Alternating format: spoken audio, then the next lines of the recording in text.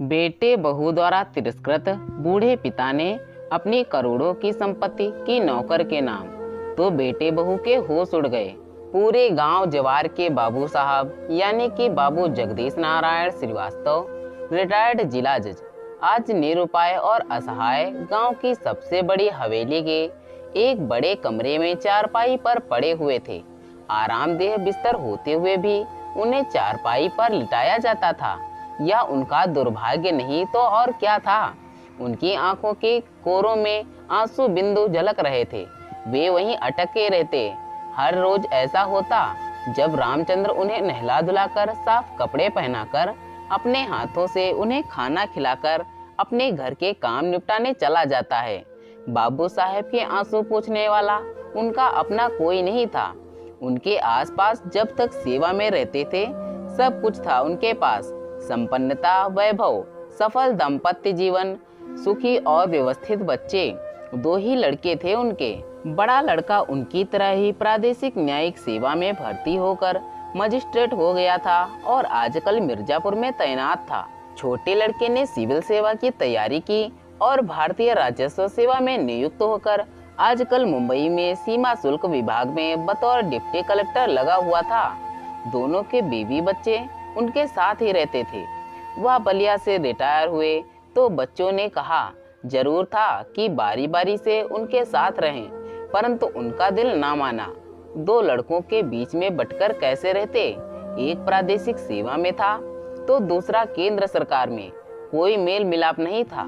इधर उधर दौड़ने की अपेक्षा उन्होंने एकांत जीवन पसंद किया और आ बसे अपने पुश्तैनी गांव में, जो अब कस्बे का स्वरूप धारण कर चुका था। चारों तरफ पक्की सड़कें बन चुकी थी, घरों में बिजली लग चुकी थी। गांव का पुराना स्वरूप कहीं देखने को नहीं मिलता था। ना गांव की चौपाल थी, ना खेत खलिहान का जमघट, ना शाम को कुएं की जगत पर लगने वाली भीड़। गांव में आधुनिकता पूरी तरह से छा गई थी। गांव अब गांव नहीं लगता था। पूरे कच्चे खपरेले मकान को ध्वस्त कर हवेली नुमा मकान बनवा लिया था। पत्नी तभी जीवित थी। वह खुद सशक्त और अपने पैरों पर चलने फिरने लायक थे। सुबह शाम खेतों की तरफ जाकर काम देखते थे। पिता के जमाने से घर में काम कर रहे थे रामचंद्र और अपने पास रख लिया था। बाहर का ज्यादातर काम वही देखता था। मजदूर अलग से थे जो खेतों में काम करते थे। 2 भैंसें भी पाल ली थी। घर में घी दूध की कमी ना रहे इसलिए पति पत्नी सुख से रह रहे थे। जीवन में गम क्या होता है तब बाबू साहब को शायद पता भी नहीं था। छुट्टियों में दोनों लड़के आ जाते थे। घर में उल्लास छा जाता। दोनों बेटों के भी 2-2 बच्चे हो गए थे। वे सब आते तो लगता उनसे ज्यादा सुखी और संपन्न व्यक्ति दुनिया में और कोई नहीं है। परंतु खुशियां कभी किसी एक की होकर रही हैं। 5 साल पहले पत्नी का देहांत हो गया था। बेटे आए, 13वीं तक रहे। जब चलने लगे तो बेमन से कहा कि गांव में अकेले कैसे रहेंगे, बारी बारी से उनके पास रहें। गांव की जमीन जायदाद बेच दें, यहाँ उसका क्या मूल्य है। परंतु उन्होंने देख लिया था कि किस तरह बहुएं अपने पतियों से मुंह छिपाकर और ओठ से बातें करके इशारा कर रही थी कि बुढ़ऊ को अपने साथ रखने की कोई जरूरत नहीं है। आज की बहुओं की सारी हकीकत उन्हें ज्ञात थी। उनकी अपने बहुएं उनसे ठीक से बात तक नहीं करती थी। करती तो क्या वह स्वयं नहीं कह सकती थी कि बाबूजी चलकर आप हमारे साथ रहें। परंतु दिल से वह नहीं चाहती थी कि बूढ़े ठाठ को अपनी भरी जवानी में ढोएं और महानगर की चमकदार दुनिया को बेरंग कर दे। बेटों को उन्होंने साफ मना कर दिया कि उनमें से किसी के साथ नहीं रहेंगे। गांव से, खासकर अपनी कमाई से बनाई संपत्ति से उन्हें खास लगाव हो गया था। गांव छोड़कर जाने का मन न हुआ। उन्होंने मना कर दिया। बच्चे चले गए। एक बार मना करने के बाद दोबारा बच्चों ने चलने के लिए नहीं कहा।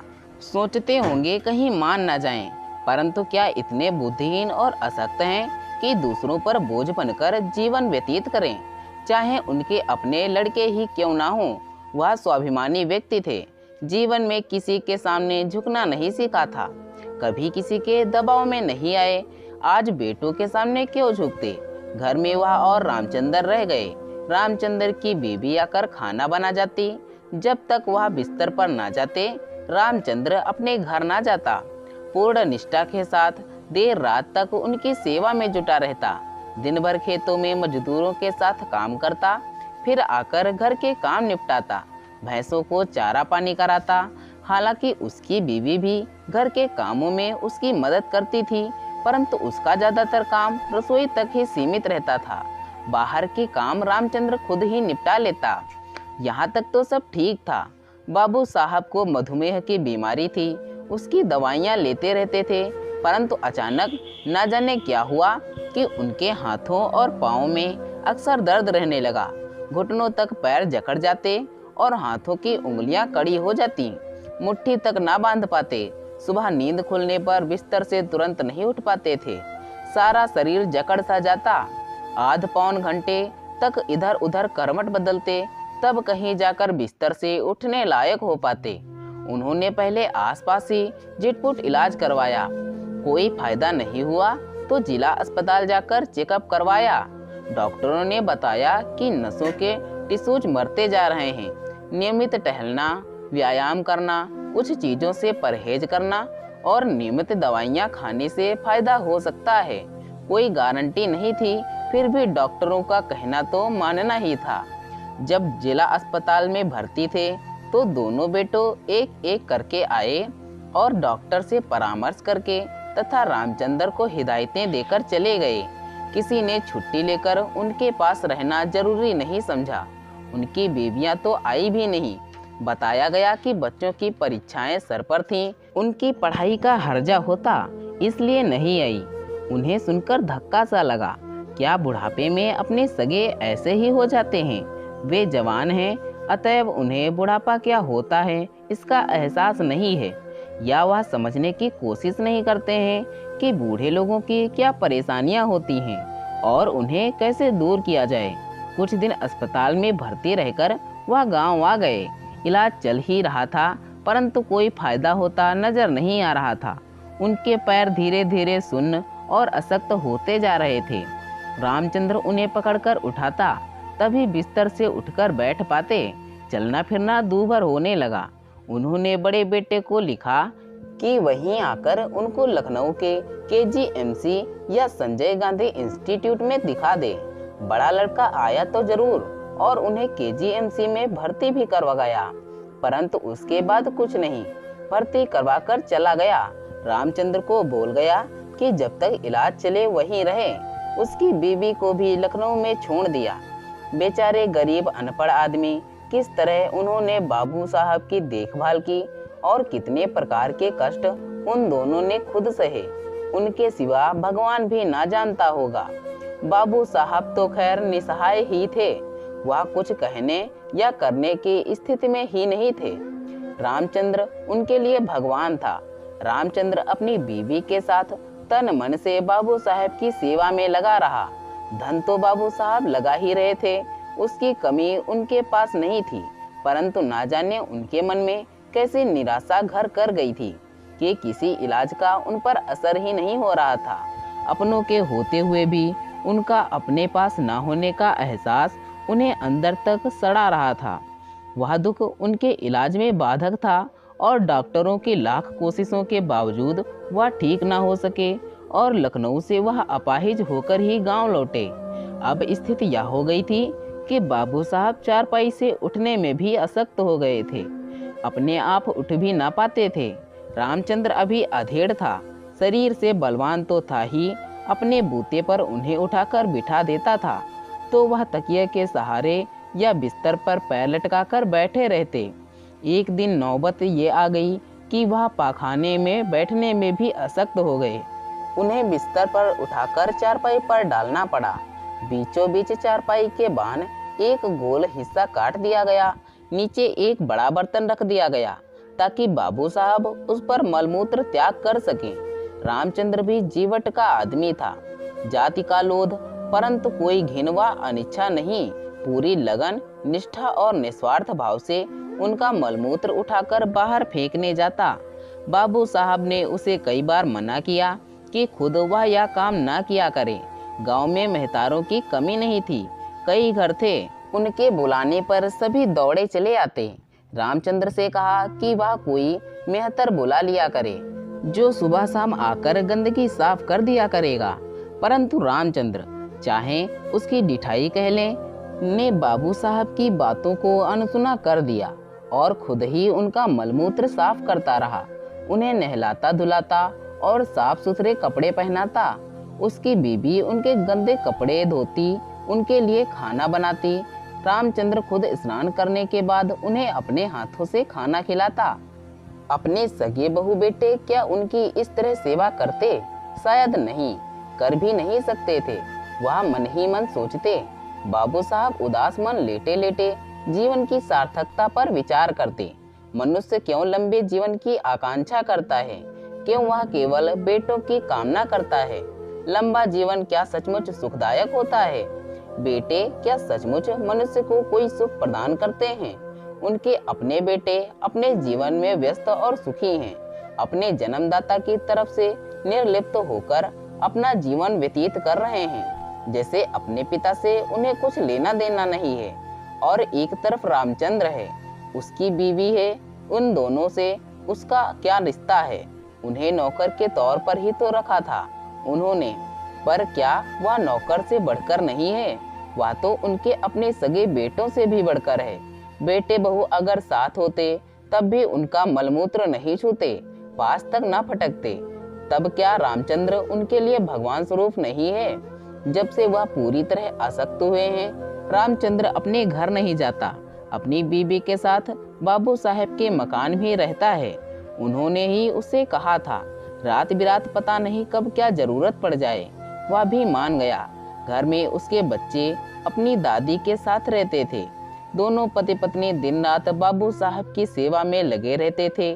भैंसों का दूध बाबू साहब के लिए बचाकर बाकी अपने घर भेज देता। खेतों में कितना गल्ला अनाज पैदा हुआ, कितना बिका और कितना घर में बचा है, इसका पूरा पूरा हिसाब भी रामचंद्र ही रखता था। पैसे भी वही तिजोरी में रखता था। बाबू साहब बस पूछ लेते कि कितना क्या हुआ। बाकी माया मोह से वह भी अब छुटकारा पाना चाहते थे। उसकी तरफ ज्यादा ध्यान न देते। रामचंद्र को बोल देते कि उन्हें कुछ बताने की जरूरत नहीं है, उसे जो करना हो करता रहे। रुपए पैसे खर्च करने के लिए भी मना नहीं करते थे। जोर देकर कहते कि वह अपने घर के सामान के लिए पैसे निकाल लिया करे, बच्चों को कपड़े लत्ते बनवा दिया करे। तो भी रामचंद्र उनका कहना कम ही मानता था। बाबू साहब का पैसा अपने घर में खर्च करते समय उसका मन कचौट करता था। हाथ खींचकर खर्च करता, बेकार में एक पाई भी खर्च ना करता। ज्यादातर पैसा उनकी दवाइयों पर ही खर्च होता था। उसका वह पूरा पूरा हिसाब किताब रखता था। बीती रात तक उन्हें नींद ना आती। रामचंद्र उनके पास जमीन पर बैठा रहता। वे कहते, रमुआ, ये जीवन क्या है? क्या कभी किसी के समझ में आया है? नहीं, इसे कोई नहीं समझ पाया है। हम सभी मिथ्या भ्रम में जीते हैं। कहते हैं कि ये हमारा है, धन संपदा, बीवी बच्चे, भाई बहन, बेटी तमाद, नाती पोते। परंतु क्या सचमुच ये सब आपके अपने हैं? नहीं रे रमुआ, कोई किसी का नहीं होता। सब अपने अपने स्वार्थ के लिए जीते हैं और मिथ्या भ्रम में पकड़कर खुश हो लेते हैं कि ये सब हमारा है। आपने अहम की तुष्टि करके खुश होते हैं और वह एक आह भरकर चुप हो जाती। रामचंद्र मनुहार भरे स्वर में कहता, मालिक, आप मन में इतना दुख मत पाला कीजिए। हम तो आपके साथ हैं, आपके चाकर। हम आपकी सेवा मरते दम तक करेंगे और करते रहेंगे। आपको कोई कष्ट तकलीफ नहीं होने देंगे। हाँ रे रमुआ, एक तेरा ही तो आसरा रह गया है, वरना तो कब का इस असार संसार से कूच कर गया होता। इस लाचार बेकार और अपाहिज शरीर से साथ कितने दिन जीता। यह सब तेरी सेवा का फल है कि अभी तक संसार से मोह खत्म नहीं हुआ है। अब तुम्हारे सिवा मेरा है ही कौन? लड़के आने का नाम ही नहीं लेते। अब तो छुट्टियों में भी इधर का रुख नहीं करते, पहाड़ों पर चले जाते हैं बच्चों के साथ मौज मस्ती करने। इधर आकर बूढ़े लाचार बाप की सेवा करने के लिए क्यों आए? बच्चे उनके बड़े हो गए हैं, शहर में पैदा, वहीं बड़े हुए। उनको गांव क्यों अच्छा लगेगा? बाप को बेटे के सुख के लिए ही सब कुछ करना पड़ता है। मैंने भी अपनी जवानी में उन्हीं के लिए सब कुछ किया था। अब वह अपने बच्चों के लिए कर रहे हैं तो मुझे गिला नहीं करनी चाहिए। परंतु बूढ़ा मन स्वार्थी तो होता ही है कि कुछ दिन के लिए ही आ जाते, देखकर मन भर जाता। परंतु नहीं, उनको गर्मी में कुल्लू मनाली की शीतल वादियों में सैर करने दीजिए। यहाँ आकर मेरे शरीर पर भिनकती हुई मक्खियाँ थोड़े उड़ाएंगे। मुझे अपने बेटों से कोई आशा या उम्मीद नहीं है कि मरते समय मेरे मुख में गंगा जल की 2 बूंदें डालें। एक तेरे ऊपर ही मुझे विश्वास है कि जीवन के अंतिम समय तक तू मेरा साथ देगा, मुझे धोखा नहीं देगा। अब तक निस्वार्थ भाव से मेरी सेवा करता आ रहा है। बंधी बंधाई मजदूरी के सिवा और क्या दिया है मैंने? बस कभी कभार घी दूध और अन्न ही तो ले जाता है। मेरे यहाँ से वह भी तो पेट भरने के लिए जरूरी है। मेरे पास से तू कोई विलासिता तो नहीं कर रहा है, फिर भी सेवा में लगा हुआ है। मालिक आपकी दया दृष्टि बनी रहे। और मुझे क्या चाहिए? 2 बेटे हैं, बड़े हो चुके हैं, कभी भी कमा लेंगे।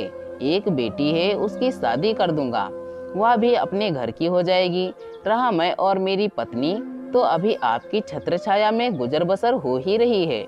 आपके न रहने पर आवंटन में ही जो 2 बीघा ऊसर बंजर मिली है, उसी पर मेहनत करूंगा, उसे उपजाऊ बनाऊंगा और पेट के लिए कुछ ना कुछ तो पैदा कर ही लूंगा। तेरी बेटी कितनी बड़ी हो गई है? 14 साल की हो गई है। 1-2 बरस में शादी लायक हो जाएगी। लड़का देख रहा हूँ, अच्छा घर बार मिलते ही उसके हाथ पीले कर दूंगा। जमाना बहुत खराब चल रहा है। जवान बेटी जितनी जल्दी अपने घर वर की हो जाए उतना ही अच्छा है। माँ बाप को कलंक तो ना लगेगा। तू ठीक कहता है रमुआ, जमाना वाकई बहुत खराब आ गया है। कहते समय उनके मस्तिष्क में अपने बहू बेटों का ख्याल उभर रहा था। एक तरफ रामचंद्र, उनका पुश्तैनी नौकर, सेवक, दास या पुत्रवत, जो भी चाहे कह लीजिए। दूसरी तरफ उनके अपने सगे बेटे बहू और नाती पोते। उनके साथ खून के रिश्ते के अलावा और कोई रिश्ता नहीं था। जुड़ने के लिए मन के तार उनसे ना जुड़ सके थे। दूसरी तरफ रामचंद्र ने उनके संपूर्ण अस्तित्व पर कब्जा कर लिया था। अपनी सेवा और दासत्व भाव से उसकी कोई चाहत नहीं थी। वह जो भी कर रहा था कर्तव्य भावना के साथ कर रहा था। वह इतना जानता था कि बाबू साहब उसके मालिक हैं, वह उनका चाकर है, उनकी सेवा करना उसका धर्म और वह अपना धर्म निभा रहा था। बाबू साहब के पास उनके अपने नाम कुछ 30 बीघे पक्की जमीन थी। 20 बीघे पुश्तैनी और 10 बीघे उन्होंने स्वयं खरीदी थी। घर अपनी बचत के पैसे से बनवाया था। उन्होंने मन ही मन तय कर लिया था कि संपत्ति का बंटवारा किस तरह करना है। उनके अपने कई दोस्त वकील थे। उन्होंने अपने एक विश्वत मित्र को रामचंद्र के माध्यम से घर पर बुलवाया और चुपचाप वसीयत कर दी। वकील को हिदायत दी कि उसकी मृत्यु पर अंतिम संस्कार के पूर्व उनकी वसीयत खोलकर पढ़ी जाए, तत्पश्चात संपत्ति का बंटवारा हो। फिर उन्होंने एक दिन तहसील से लेखपाल तथा अन्य एक वकील को बुलवाया और अपनी कमाई से खरीदी 10 बीघे जमीन का बैनामा रामचंद्र के नाम कर दिया। साथ ही यह भी सुनिश्चित कर दिया कि उनकी मृत्यु के पश्चात इस जमीन पर उनके बेटों द्वारा कोई दावा मुकदमा दायर ना किया जाए। इस तरह का एक हलफनामा तहसील में दाखिल कर दिया। यह सब होने के बाद रामचंद्र और उसकी बीवी उनके चरणों पर गिर पड़े। वह जार जार रो रहे थे। मालिक, यह क्या किया आपने? यह आपके बेटों का हक था। हम तो गरीब जान आपके सेवक जैसे आपकी सेवा कर रहे थे, आपके बेटों की भी करते। आपने हमें जमीन से उठाकर आसमान पर बिठा दिया, एक चमकता हुआ तारा बना दिया। वह हल्के से मुस्कुराए और रामचंद्र के सिर पर हल्का सा स्पर्श कर बोले, रमुआ, अब क्या तू मुझे बताएगा कि किसका बना हक है? तू मेरे अंश से नहीं जन्मा है तो क्या हुआ? किसी जन्म में तू अवश्य मेरा पुत्र रहा होगा। मुझे नहीं पता प्राचीन काल में पुत्र पिता की कितनी और किस तरह सेवा करता था, परंतु आज के युग में देख लिया कि पुत्र पिता के प्रति कितना समर्पित होता है। मैं तो इतना जानता हूँ कि मनुष्य के अंतिम समय में उसको एक अच्छा साथी मिल जाए तो उसका जीवन सफल हो जाए। तू मेरा पुत्रवत ही नहीं, सच्चा दोस्त भी है। क्या मैं तेरे लिए मरते समय इतना भी नहीं कर सकता? उनकी आंखों से आंसू झिलमिला आए। मैं अपने किसी भी पुत्र को चाहे कितनी भी संपत्ति दे देता, परंतु वह मेरा इस तरह गोमूत नहीं उठाता। उसकी बीवी तो कदापि नहीं।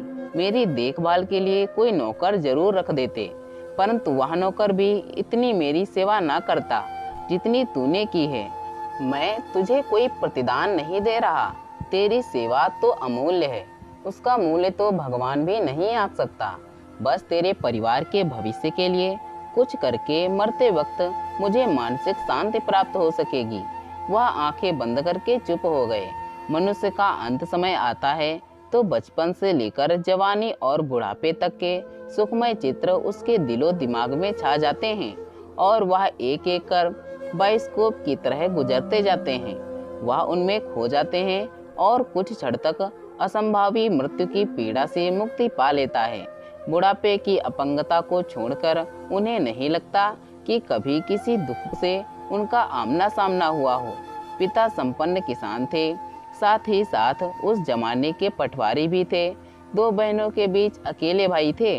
लाड़ प्यार से पालन पोषण हुआ था, किसी चीज का अभाव नहीं था, परंतु वह बिगड़ैल नहीं निकले। जैसा कि संपन्न घरों के इकलौते पुत्रों को जरूरत से ज्यादा लाड़ प्यार मिलने से हो जाता है। माँ समझदार थी, अच्छे संस्कार डाले उनमें, बुद्धि के तेज थे, पाठशाला में हमेशा अव्वल आते। 5वीं के बाद उन्हें कस्बे के इंटर कॉलेज भेज दिया गया पढ़ने के लिए। वहाँ भी प्राध्यापकों के चहीते रहे। विज्ञान पसंदीदा विषय थे, आगे भी इसी में पढ़ाई की। उच्च शिक्षा के लिए इलाहाबाद गए, वहाँ हॉस्टल में रहकर पढ़ाई की। अच्छे अंकों से बीएससी उत्तीर्ण की। तभी उनका मन साइंस से उचट गया। बातों बातों में एक दिन उनके किसी मित्र ने कह दिया था, यार जगदीश, तू क्यों साइंस के फार्मूले में उलझा हुआ है? तेरी तो तर्क वितर्क की शक्ति बड़ी पैनी है, बहस जोरदार कर लेता है, LLB करके वकालत क्यों नहीं करता? कहाँ वह IAS बनने का सपना देख रहे थे। वहाँ उनके मित्र ने उनकी राह की दिशा बदल दी। बात उनको जम गई। BSc कर ही चुके थे, तुरंत लॉ कॉलेज में दाखिला ले लिया। पढ़ने में जहीन थे ही, कोई दिक्कत नहीं हुई। 3 साल में वकालत पास कर ली और इलाहाबाद में हाई कोर्ट के एक बड़े वकील के साथ प्रैक्टिस करने लगे। साथ ही साथ न्यायिक परीक्षा की तैयारी भी करने लगे। पहली बार बैठे और पास हो गए। न्यायिक मजिस्ट्रेट बनकर पहली बार उन्नाव गए। तब से 35 साल की नौकरी में प्रदेश के कई जिलों में विभिन्न पदों पर तैनात रहे। अंत में बलिया से जिला जज पद के सेवानिवृत्त हुए। न्यायिक सेवा में अपनी कर्तव्य निष्ठा और ईमानदारी से नाम कमाया तो आलोचनाओं के भी शिकार हुए, परंतु उन्हें जो सच लगा उसी का पक्ष लिया। जानबूझकर अंतर्मन से किसी का पक्षपात नहीं किया और आज जीवन के अंतिम क्षणों के वह अपनों के होते हुए भी अपनों से दूर अपने घर में एकांत जीवन व्यतीत कर रहे थे। जो सगे नहीं थे वे उनके साथ थे। कहते हैं कि जीवन अपना हिसाब किताब बराबर रखता है। अधिकांश जीवन में अगर उन्हें सुख ही सुख नसीब हुआ था तो अब अंत समय में दुख की बारी थी। ऐसे भी इन्हें इसी जीवन में भुगतना था, वरना जीवन का खाता अधूरा रह जाएगा। आय और व्यय का पूरा विवरण आना ही चाहिए। उसमें सुख अगर आय है तो दुख व्यय। उनका शरीर दिन ब दिन क्षीण होता जा रहा था। मानसिक संताप से वह उबर नहीं पा रहे थे। बेटे बिला नागा दूसरे तीसरे फोन पर उनकी कुशलता की जानकारी हासिल कर लेते थे, परंतु क्या जीवन के अंतिम क्षणों में बच्चों की कुशलक्षेम पूछने भर से उनका कष्ट और संताप कम हो सकता था? फोन पर ही बेटों को उन्होंने बता दिया था कि पुश्तैनी जमीन जायदाद और खुद की कमाई संपत्ति की उन्होंने वसीयत कर दी है। उनको पंजीकृत भी करवा दिया है। वसीयत वकील अमरनाथ वर्मा के पास रखी है। जीते जी देखने तो क्या जाओगे, मेरी मृत्यु पर ही तुम लोग आओगे, परंतु अंतिम संस्कार करने के पहले वसीयत पढ़ लेना, तत्पश्चात मेरा अंतिम संस्कार करना। और वो दिन ज्यादा दूर नहीं था। हवेली के विशाल आंगन में उनका पार्थिव शरीर रखा था। एक तरफ परिजन बैठे थे, उनके बीच सफेद कुर्ते पैजामे में बाबू साहब के दोनों बेटे बैठे थे। महिलाएं अंदर थीं। वकील साहब को खबर कर दी गई थी, बस पहुंचने ही वाले थे। वकील साहब के पहुंचते ही सबकी उत्सुक नजरें उनके चेहरे पर टिक गईं।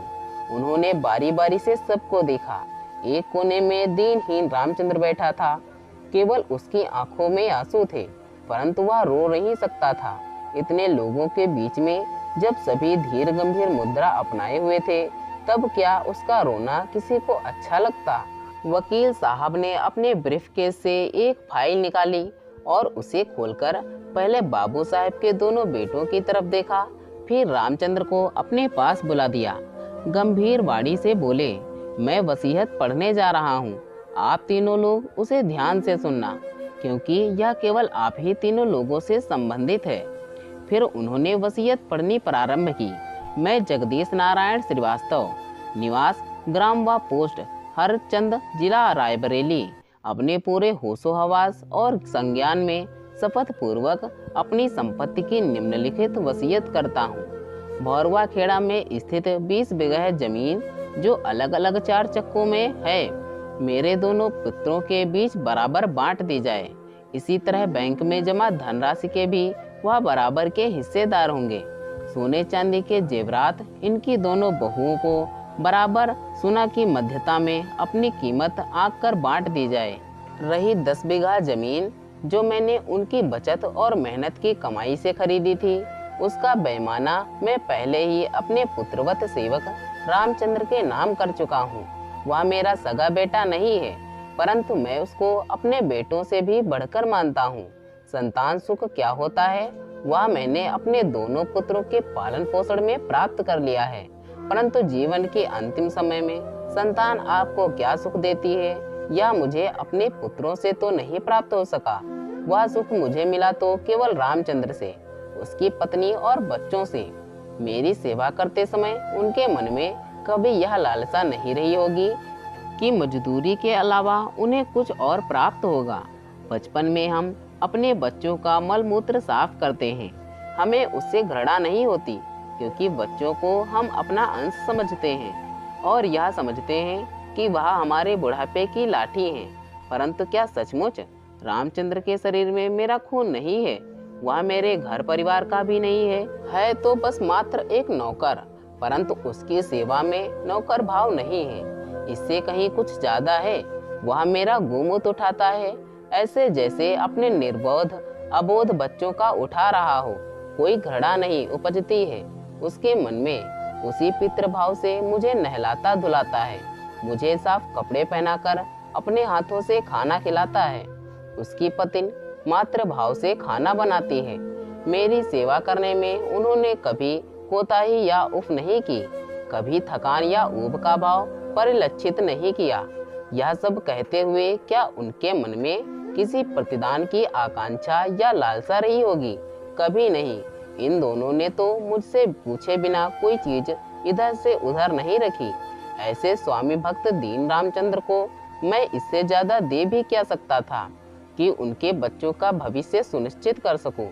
10 बीघा जमीन में मेहनत से खेती करेंगे तो उन्हें कभी एक रोटी के लिए दूसरे के आगे हाथ नहीं पसारना पड़ेगा। मेरे बेटे सुखी संपन्न और नौकरी पेशा वाले हैं। आशा है मेरे इस निर्णय से उनके दिल को चोट नहीं पहुंची होगी। वकील साहब थोड़ी देर के लिए रुके। सारे लोग मंत्रमुग्ध थे। वकील साहब ने आगे पढ़ा, इसके बाद यह मकान बचता है, इसे भी मैंने अपने खून पसीने की कमाई से बनवाया है। हर ईंट में मेरा खून झलकता है और बालू सीमेंट के हर कण में मेरे पसीने की बूंदें हैं। मैं जानता हूँ मेरे बेटे पोते मेरी मृत्यु के बाद गांव का रुख नहीं करेंगे। इस मकान को औने पौने दाम में किसी बनिए को बेच देंगे।